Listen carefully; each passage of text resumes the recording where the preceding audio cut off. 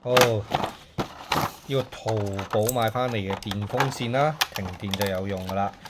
入邊其實好簡單，一個咁嘅電風扇係啦。同埋一個插電嘅線。呢個插電嘅線係 USB 線。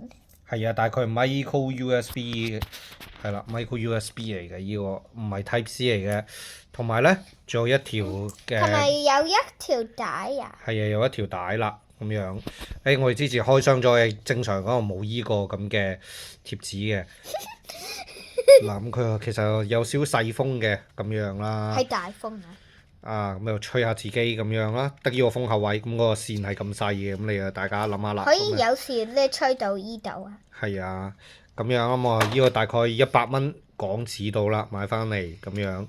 咁唯一而家點解要拆出嚟用呢？就係因為而家打大風，隨時停電。停電仲唔係停一兩個鐘喎，分分停幾日咁樣。個風走咗，開始熱啦，咁就哇冷氣又冇又成，咁點算咧？起碼有個風扇叉咗佢，咁就可以吹。即係呢個同埋都攜帶好方便嘅。如果大家係要去旅行啊，去啲熱嘅地方，咁都可以用嘅。